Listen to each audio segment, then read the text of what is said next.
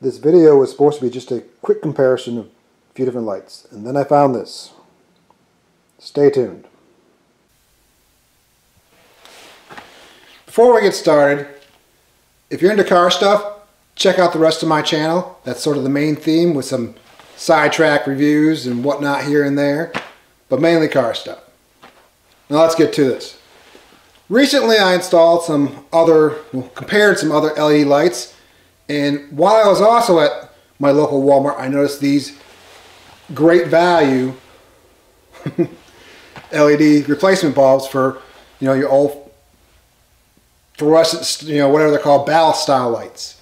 And these say they are compatible with magnetic, electric start, program start, and rapid start ballast. So cool. Well, compatible with most 48-inch fixtures, T12 or T8. And I have the T12 fixtures, several in my garage that I was going to phase out, but if these bulbs work, why not? They're cheaper. I think this was about $8 something and change, a little over $9 with tax. So, as I mentioned in previous videos, the other lights were about $6 difference, but overall they were still over 20 bucks each. So, you can do the math. Anyways, let's get to it. Okay, got my handy dandy hand cam, and here's what we got. In case you haven't seen my other LED video, I recently compared a LED 5000 lumens Honeywell and a Hyper Tough 5000 lumens LED as well. I'm not going to go into too much detail. You can check out that video if you want. But what we got here is also a standard fluorescent light, 4-foot T12. And these are the great value LED replacement bulbs. I think they say there are 1850 lumens. I'll assume that's per bulb, so I don't know what that 5K is about, but there it is. You can read the rest. So I got the idea for this experiment because I'm also setting up for an engine teardown video, and I wanted to improve my garage lighting before I shot the video. So I've already hung up the Hyper Tough right there, and I just got some great value bulbs in right there. And I kind of noticed it appears the great value seem maybe brighter. So I thought I would do a quick comparison of all four, and you guys can make your own judgment. To be fair, I went ahead and put some hooks over here, kind of long-wise, so that I can stand back and get a good shot. But give you kind of an idea what I'm talking about. We'll go over here real quick. And you can see right here, there's the Honeywell fluorescent, Hyper Tough, great value, and a fluorescent, and then another Honeywell and a fluorescent. So I think you can already see a kind of a difference. What I wanted to show with the side to side, not long-wise, but I just messed that up. What I wanted to show with a long-wise, not the side to side like these, is how far the light spreads out to the sides. Of course, I will shut off every other light in the garage, and we'll try them one at a time, the only light on in the garage. So give me a sec here and we'll get started. Now, I'm going to try and hang each light the same, but you know how that goes. The mounting fixture is slightly off, so we'll see.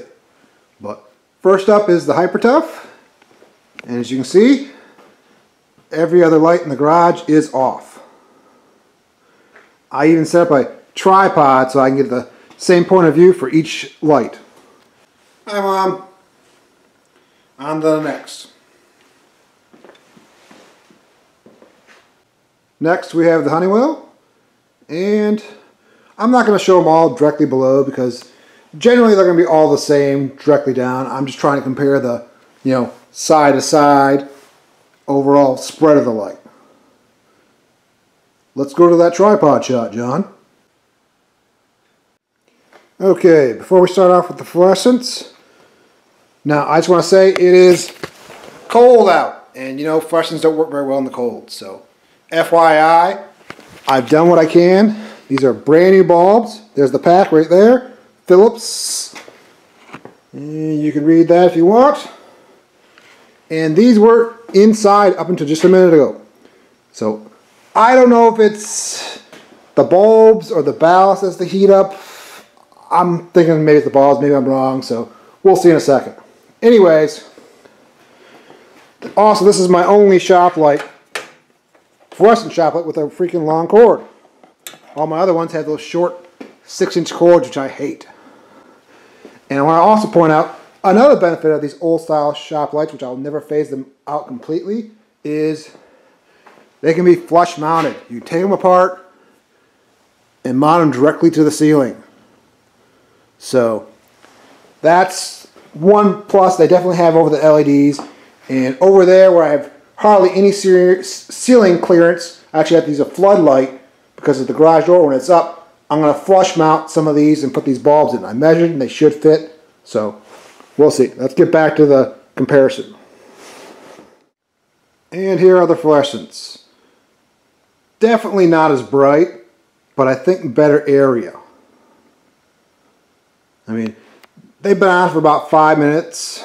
I'm going to show you a shot over here real quick. These ones haven't even been on tonight that I remember turning them on, so let's turn this on. Yeah. Of course, they're going to be nice and shiny and make a liar out of me. Normally they flicker, but I know it ain't that warm out here.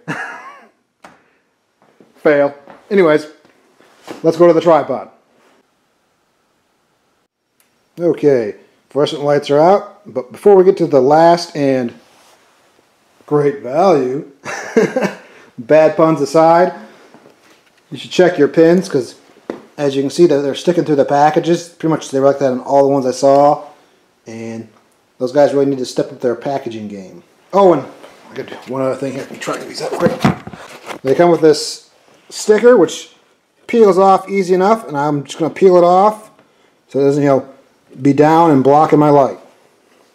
Okay, let's get these suckers installed. Quick bonus shot. You can see I got one of the lines installed down, so I'm going to have to flip that light. And here's the last of the four. The L.E.D.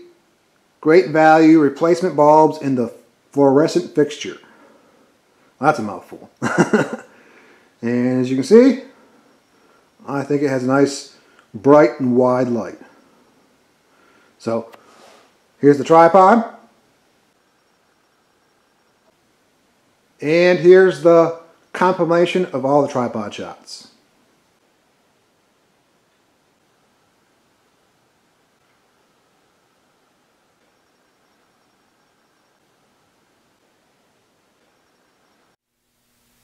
Well, there it is. I did my best to try and set up a fair and equal comparison, but you guys be the judge. Now, before we wrap this up, there's a couple things I want to mention. One is these stickers I peeled off the Great Value LED bulbs. They basically say, warning, danger, electrical shock risks. And it also says that on the box.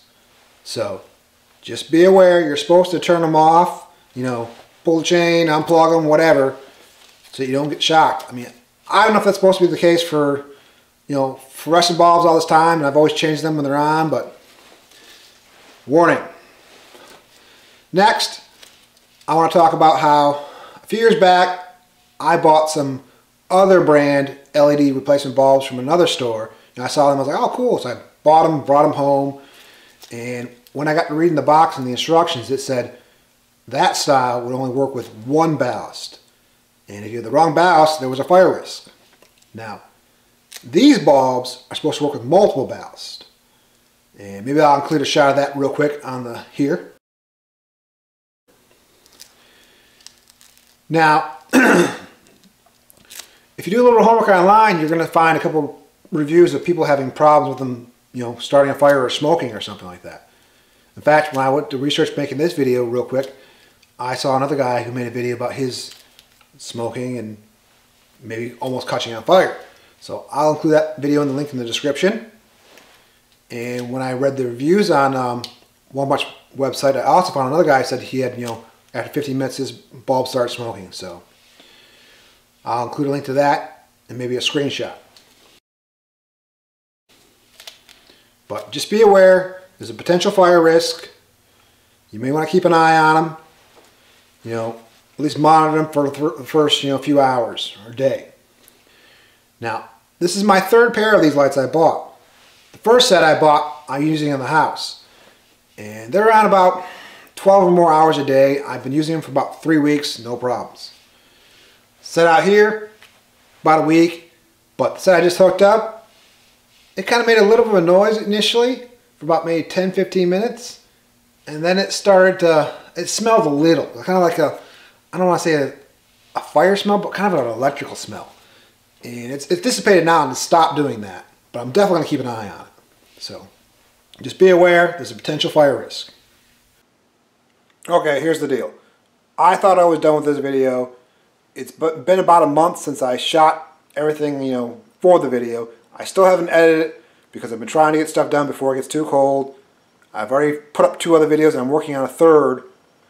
And I need to open up this garage door so I can bring stuff in the garage. And to do that, I had to take down the light that I hung for this video.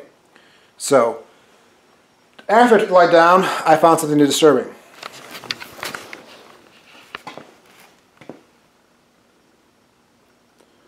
I'm not sure how well this is going to show up on camera, but this is what the bulbs normally look like.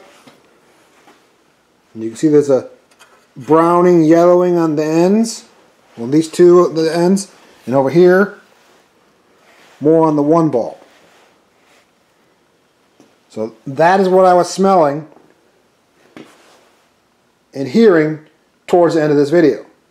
I haven't used this light since I made that video. I use these other lights. And I'm probably just gonna slide this in where it fits when I edit the video. So I'm gonna edit it here probably tomorrow now. But also, I'm gonna shut this light off. Also, I do not see any of that yellowing on this light. I'll probably go inside and check the house light and throw in a couple shots of that as well. Here, let me get this flashlight. But otherwise, this video is getting pretty long, I imagine. No yellowing. Here's a quick shot of the bulbs I installed in the house. I removed the cover from the light fixture so we can see them better. And as you can see, there's no noticeable darkening really on the ends. Been using these bulbs for about 2 months. And here's a shot with the light turned off. It's night, so I have to use a handheld light to show you. But once again, no darkening of the ends of the bulbs.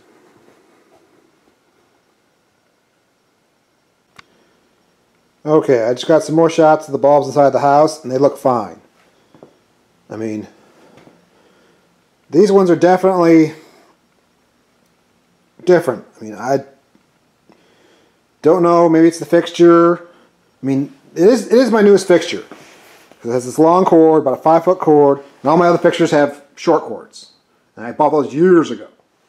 This one, maybe a couple years ago, but the other ones are definitely like maybe 10 years or more ago. So, I don't know. I mean, maybe the pins were damaged when they were sticking through the package. Honestly, I don't know.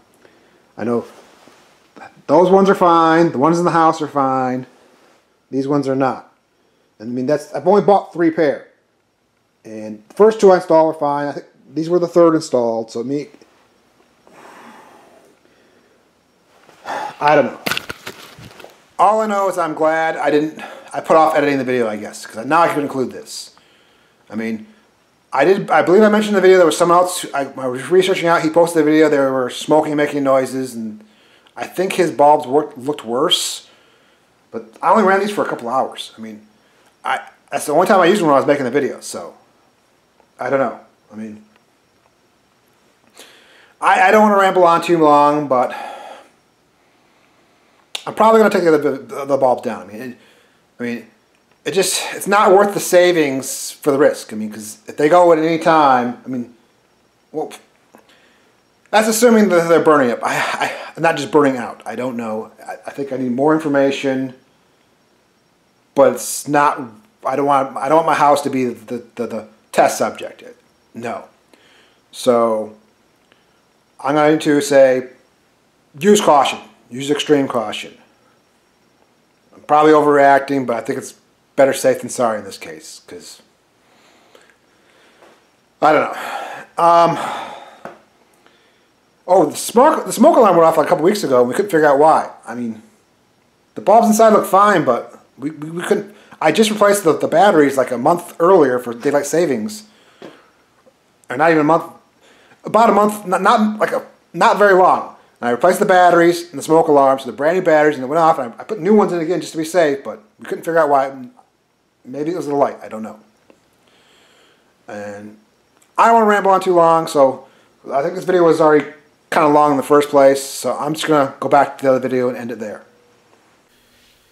Now, of course, if you're going to buy any LED lights, even these ones, you can get them in bulk. I just want to mention that as well.